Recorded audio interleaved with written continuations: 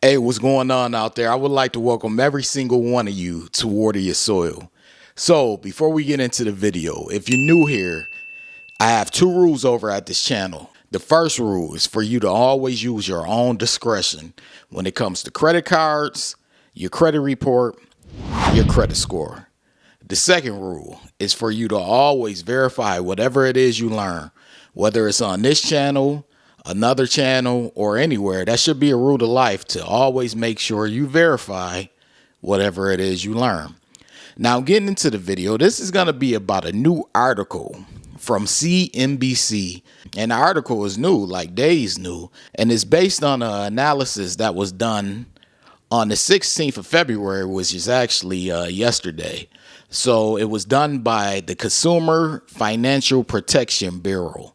And what they came to find is that people could save $400 to $500 by switching from a larger bank to a smaller lender like a credit union or just a smaller bank in general.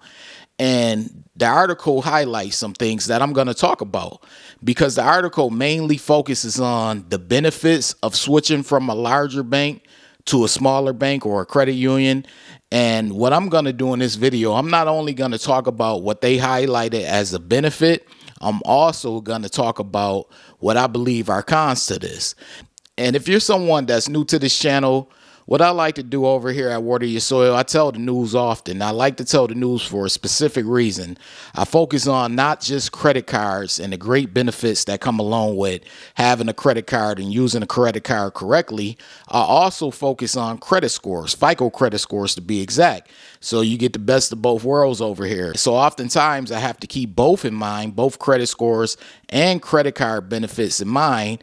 That way I don't lead people down the wrong path, because you can be misled. So getting into the article states that you can save $400 to $500 by switching over, and is mainly based on your APR. The article states that smaller lenders, credit unions, smaller banks, they offer better APRs than larger banks. And for the federal credit unions, by law, they're capped at 18% as far as APR goes. So they can't go higher than an 18% APR by law. This is according to the article, of course. So some of you out there, that may be music to your ears. You probably say, hey, I could save $400 to $500 by switching from a larger lender to a smaller lender, like switching from American Express or Capital One or whatever larger bank it may be, and go to a smaller lender or a smaller credit union. And you probably like, hey, I get to save money. This is great. I also get to carry over balances. Now, the main issue that I have with this, and my subscribers, I'm sure they can attest to this, is I don't believe in carrying over balances. So that's my number one problem. I have multiple problems with this article, but I don't believe in carrying over balances. So that's one main issue. The second main issue that I really don't believe in, I know a lot of people in credit card YouTube or anywhere, they believe in canceling the credit card if you don't get what you need to get out of it, or if you got your intro bonus and you no longer have use for the credit card, they'll just shut it down. And that's cool. Like I said, this credit card thing is all subjective. Everyone is entitled to do whatever they want to do with their credit cards, which is why I always say use your own discretion when it comes to these credit cards. But I don't believe in that. And one of the main reasons why I don't believe in closing out a credit card is because you lose out on credit age. This is a verified fact that the people with the highest credit scores right now have the highest credit age, meaning their credit card accounts have been open the longest.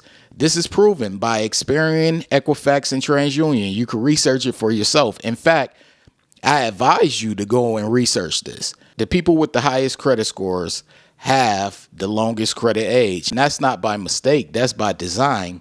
And this is why I tell people it's important to leave your cards open and in good standing. So just think, you're someone and you read this article and you're ecstatic. You like, hey, I could save $400 to $500 because I could switch over to a smaller lender and my APR will be lower. Now think about what you're saying. You're saying you could switch over to a smaller lender and your APR will be lower. This is what you're saying.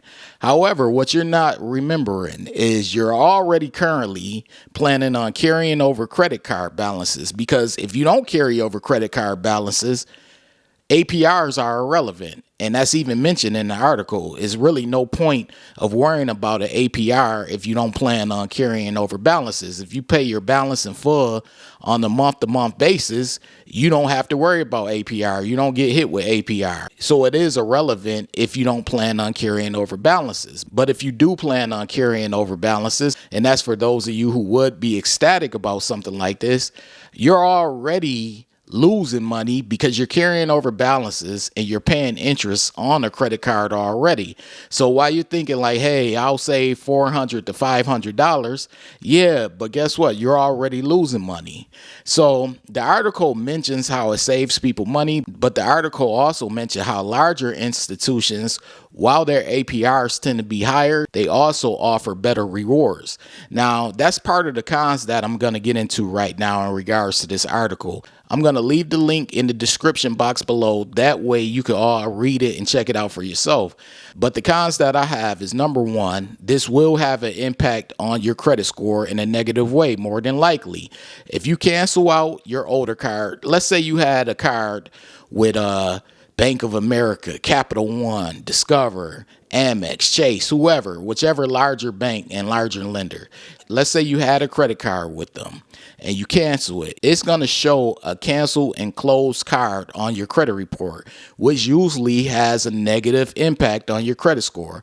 Another thing that's more than likely going to impact your credit score is, let's say you've had that card at the larger bank for 5 years or more, or it can be 2 years. No matter how long you had the card, you're hurting your credit age because you're canceling and closing the card that accumulated credit age. And those of you that have had those cards for more than 5 years, you're pretty much hurting yourself because you lose out on that 5 years of credit age. Now, some of you may say, hey, I don't care. I'm concerned with having a lower credit card APR. That's cool. But for those of you who do care about your credit score, which I would hope most of the people watching this do, this can potentially impact your credit score in a negative way. Another thing that I like to highlight as a con, and the article, it kind of mentioned this, but I'm really going to get into it. When you have cards like the Amex travel cards or the Chase travel cards, those cards have some great benefits. In my opinion, the smaller banks cannot offer those type of benefits.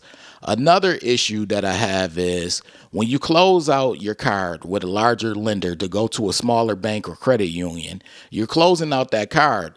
You're pretty much cutting off the relationship that you have with that larger bank, which can come back and bite you in the future because you're closing out a whole array of products that bank offers. You know, American Express, they offer some great products beyond credit cards. Chase, Discover, no matter which large bank it is, they usually offer an array of great quality products other than credit cards. And you potentially cut that off by canceling your credit card and going with a smaller lender. So as I always state in the beginning of my videos, use your own discretion because it is up to you whether or not you want to do it. I wouldn't advise you to do it, but like I said, use your own discretion.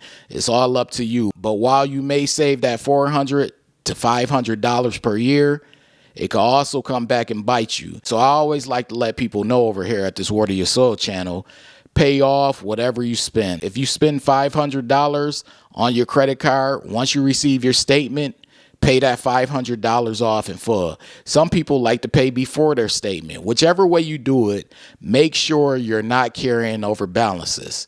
And that's my advice to you. You can go on the advice of the article and the Consumer Financial Protection Bureau. You could go with that, or you can just follow my advice and pay off whatever you spend and avoid even worrying about APR. And that's by far the easiest way to stay out of credit card debt.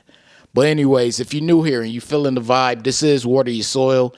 Be sure to hit the subscribe button, turn on all notifications. That way you don't miss a future video. Also, this goes to every single one of you watching right now, my subscribers included. Be sure to hit the like button. That's your way of supporting this video. It also lets the algorithm know that you like this video and it suggests this video to other people. I appreciate every single one of you for stopping by, watching this video. I'm going to keep doing videos on credit card news to educate you all. That's what it's about over here at Water Your Soil. It's not just about telling you all the great benefits of credit cards. I also have to give you the sun and the rain, the pros and the cons. We care about credit scores over here. This is Water Your Soil. I appreciate you all for watching, and I'm out. Hold on. Wait.